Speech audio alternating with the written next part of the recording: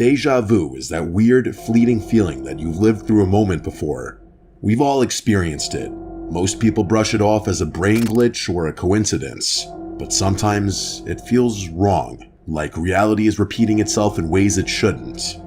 These are 4 allegedly true stories of déjà vu that didn't fade away, but rather they spiraled into something terrifying.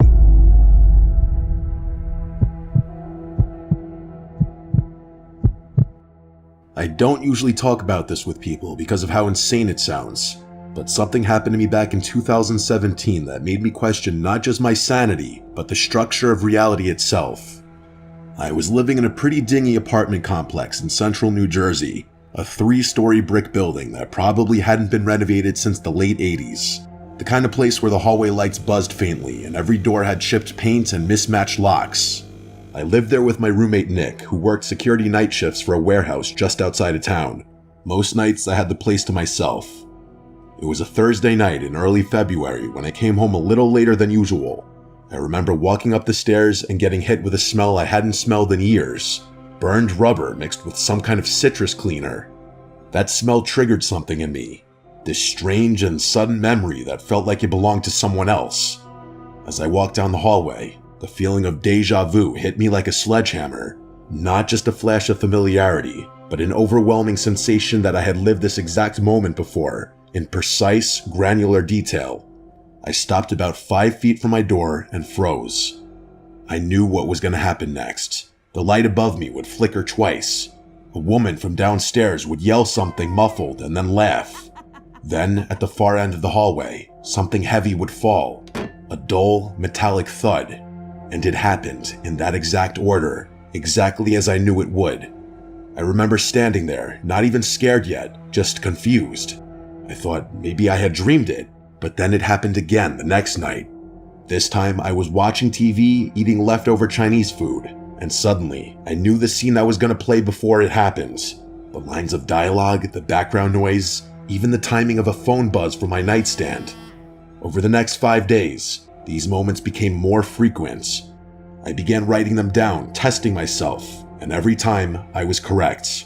I knew things I couldn't have known, like the exact time Nick would text me, or the moment a neighbor's dog would start barking. But they weren't memories. They were reminders of something I hadn't lived yet. That's when the dream started. I dreamed I was lying in bed and the door opened. Nick walked in pale and dripping sweat and said, "There's someone in the building." His voice sounded wrong, like too flat, like it was being played from a recording. I asked who, and he just stared at me. That dream played every night. But the final night, it wasn't a dream. At 3:12 a.m., my door opened, and Nick was standing there, saying the exact same words. I followed him into the hallway with a bat in hand. He pointed toward the stairwell. There was no one, but something felt off. The shadows didn't move the way they should. We called the police. Nothing. I told Nick about the dreams, and he just stared at me and said, "I've been having them too." Neither of us said anything else.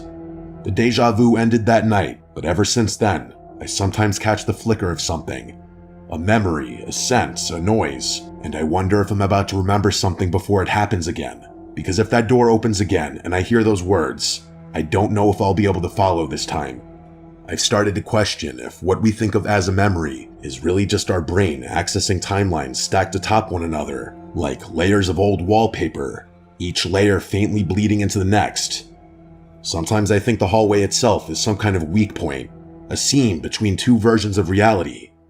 I moved out 6 months after that night, and I've driven past that building more than once, and each time, I swear I feel a tug, like my body wants to stop and go in.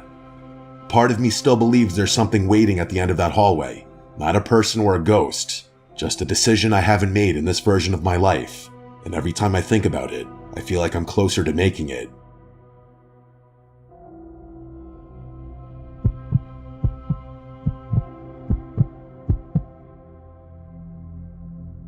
My name is Ryan. This happened 3 years ago when I was 17 and my brother Chris was 19. We live in a small town surrounded by woods. Not much happens here, so kids like us get bored pretty easily. There's a trail near our house that leads into the forest, It goes on for miles. People say there are old buildings and weird stuff hidden deep in the trees, and we always talked about going to explore it, but never did, until one weekend in October. We had nothing to do, and Chris said we should finally check out the house he heard about from other kids at school. It was a cool, cloudy day. The leaves were all changing colors, so it was a nice scenic walk actually. We packed water and flashlights, told our mom we were going hiking, and left around 3 in the afternoon. The sun sets early in October, so we figured we had maybe 2 hours to go and get back. The walk started out normal. It's not like I hadn't hiked in these woods before, but after maybe 10 minutes, I started to feel weird. It felt like I had walked this specific trail before, like I remembered this specific walk and conversation with my brother. Even when we found a broken fence post on the trail, I felt like I remembered that exact moment, but I had never been down this trail before, I was sure of it. Chris was ahead of me, talking about something random, but I didn't really hear him at this point. I kept looking around, and everything felt too familiar. I knew there would be a thick tree with a big hole in it near the side of the trail, and 5 minutes later, we passed it. I didn't say anything out loud, like I've experienced déjà vu before. This time, it just felt weirdly more intense. The deeper we went, the more memories came back. I started to remember a house, a 2-story house with green paint peeling off and a broken front step. I saw it clearly in my head. I remembered a broken window on the top floor and dead vines going up the side, but I had never seen this house before in real life. I didn't say anything to my brother yet though. We finally reached the house between 3:30 and 4 p.m., and when I saw it, I felt like my stomach dropped. It was the same exact house I was picturing in my head, down to just about every last detail. I just stared at it while Chris kept walking toward the porch. I wanted to turn around and leave. In that moment, I actually started questioning if I had seen this house before, even though I was almost positive I hadn't. I asked Chris if it felt familiar to him, and he acted confused and said no. Then he asked what I meant. I told him straight up I felt a weird sense of déjà vu of this exact moment. I didn't want to chicken out though, so we kept going. The front door was cracked open, indicating we weren't the first to have the genius idea of exploring this place. Chris pushed it open slowly, and it made a long squeaking sound as it opened. Inside, it smelled like what you'd expect a long abandoned house to smell like, and the silence in there was almost deafening, like it felt heavy on my ears. We stepped inside, and there was broken furniture, old wallpaper peeling off, and a staircase going up on the left side of the room. We looked around the first floor for a while. There was a kitchen with no lights, a living room with a fireplace, and a hallway with one closed door at the end. The whole time, it felt like someone was watching us. At least to me it did. Chris made a comment that the place is kinda creepy, and I couldn't agree more. Then I said something without thinking. I said, I remember being here before. Chris stopped walking and just turned to me and said, what do you mean? I didn't even mean to say it. The words just came out on their own. I repeated myself. I said, I remember this place, the kitchen, that hallway, even the fireplace, and I remember a woman upstairs. Chris's response was one you would expect, an automatic assumption that I was trying to add to the creepy atmosphere and freak him out. I told him straight up, I'm not trying to scare you, I just have a weird memory of being here and someone being upstairs. I could tell it did creep him out a bit, but I mean, in a setting like this, it isn't hard to freak people out. We stood there for a second, then we heard a noise, a soft creak, like a floorboard being stepped on. It came from upstairs. Chris looked at me, and I looked at him. We didn't say anything for a few seconds. He dared me to go upstairs and check it out. I said absolutely not, and advised we get out of there. He somehow convinced me to play rock, paper, scissors to see who would go up there and check out the upstairs. I lost, but I still refused to go up there. Chris still would rather go up there than to leave the house right then. As he walked up the stairs, each step creaked. I followed behind, but I stayed at the top of the stairs while he walked toward the room where the noise had seemingly come from. It was the last room on the right. The door was slightly open. He reached out and pushed it open more. I couldn't see what was inside from where I was standing, but Chris saw something in there.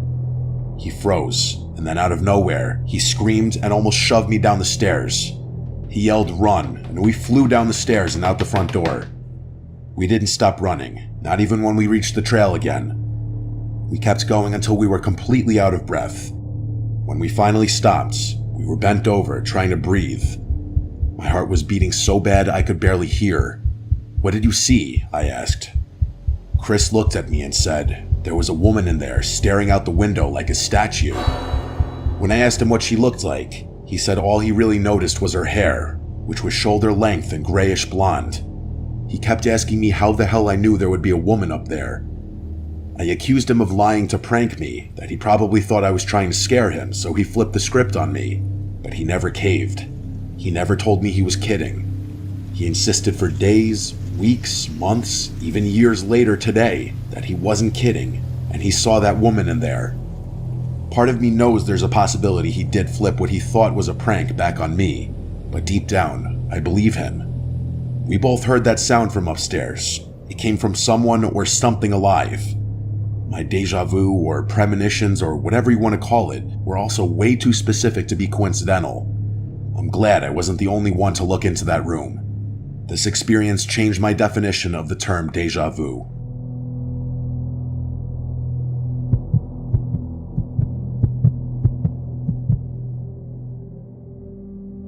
In 2020, during one of those strange in-between phases of lockdown and reopened stores, I had a stretch of time that felt less like reality and more like I was walking through a scripted loop I couldn't escape. I was driving home late from my girlfriend's house, maybe 1:30 in the morning. It had just snowed, not heavy, but enough to turn the roads slick. I live in a small town outside Scranton, Pennsylvania, and there's this one intersection near my place that's infamous for accidents. It has 4 stop signs but no lights, and on snowy nights you have to basically guess if the other driver will obey them. As I approached the intersection, I felt something heavy settle in my chest. It wasn't fear at first, just a strange sense of being out of place, like I had stepped into a moment I had already lived. I slowed down, even though I had the right of way. Then, without warning, a black pickup truck blew through the stop sign on my left. If I hadn't hit the brakes early, it would have plowed straight into my side. I pulled over, shaking, watching the taillights vanish into the snow. That would have killed me, I knew it. But what scared me more was that I knew it was coming. Not in the way you anticipate danger. I mean, I remembered it. I remembered the details like the crunching metal and the glass and the airbag crushing my face. None of it happened, but I remembered it like a fact. I chalked it up to stress. The pandemic, the isolation, whatever. But then, a few nights later, I had another episode. I was at a red light, and I remembered the song that would come on the radio before it did. I remembered the woman walking her dog across the street, even though I couldn't see her yet. I started to feel like I wasn't living in the present anymore, just reenacting it. Then the dreams began. Same road, same crash. Each night more vivid. In one dream, I got out of the car and saw my own body slumped in the driver's seat with my eyes glassy and a long gash across my temple. I could hear myself trying to breathe. On the 5th night, I woke up in a sweat and told myself I wouldn't take that route again. I drove 10 minutes out of the way and took the highway instead. Later that day, I got a message from a friend. There had been a fatal crash at that same intersection. Same time I usually drove through it, same make and color of my car. A different person, but the same ending. Ever since then, I've wondered, was I remembering my own death in another timeline? Was some part of me rerouted at the last second? Or was I just another version that got lucky, while another me didn't? I haven't had déjà vu like that since, but sometimes when I drive at night and the road looks too familiar, I get chills. Because maybe some part of me remembers something I'm not supposed to. I later looked into near-death experiences and found people reporting the same kind of thing, memories of things that hadn't happened yet, only they always involved a close brush with death. Maybe déjà vu is just a side effect of slipping through the cracks. Maybe time isn't a line at all, but a constantly reloading loop, and occasionally something inside us remembers what happened before the reset. If that's true, then every time we avoid disaster, it might not be because of luck. It might be because we've already lived through it, and some part of us is trying desperately to keep it from happening again.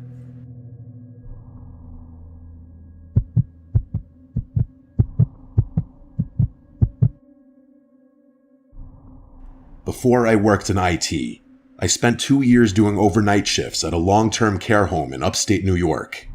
It was an old facility, a little run down but decent enough.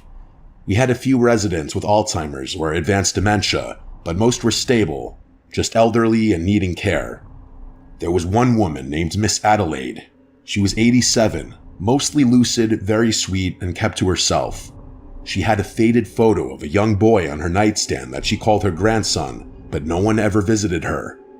Over the first few months, I developed a routine. Midnight rounds, patient checks every hour. Most nights were uneventful, but every so often, I'd find Miss Adelaide awake, staring at the ceiling, humming some slow, eerie tune. One night, around 2:15 a.m., I found her sitting up, eyes wide open. When I asked if she needed anything, she said, without blinking, "You already asked me that. You ask every night, but tonight is different." I felt this strange feeling in my gut, like she was reading a script for my future. I laughed nervously and offered her water. She declined and added, "You should remember this part."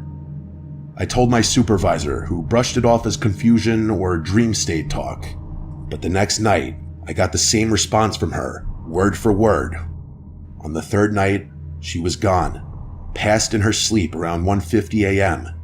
When I went to her room for rounds, the bed was freshly made and her belongings were already boxed. I couldn't stop thinking about what she said. I did some digging through old records and archived notes. It turns out, another night staff member had reported similar things in her file from years ago, always at night around 2 a.m. She repeated phrases and predicted exact actions, and even once said the name of a new nurse before they introduced themselves. One entry from 2013 had her saying, "I remember this version. You take your break at 3:07, you always do." And according to the note, the nurse had just looked at their watch. It was 3:07. I don't know what was happening with Miss Adelaide. I don't really believe in the paranormal, but it seemed to me that she was in some kind of loop or glitch. I can't really explain it, but it seems to me that maybe she was stuck, watching her life play out again and again, waiting for it to end differently. Now I work behind a desk, but I still get the occasional wave of déjà vu. And when I do, I stop and listen, because maybe it's not just a trick of the brain. Maybe it's a message. Maybe it's Miss Adelaide or someone like her, reaching out across timelines, trying to remind us we've been here before, and it didn't end well. I've since met people who worked at that same care home, both years apart, and without me saying anything, they mentioned that they used to have weird dreams at night while working there. One even said a patient warned her she'd be fired soon, and then she was let go a week later due to downsizing. She didn't remember the patient's name. I just nodded and said how interesting that was. I think about Miss Adelaide often, and sometimes when I'm falling asleep, I hear that same eerie humming from my dreams. I can't help but still think about Miss Adelaide all the time.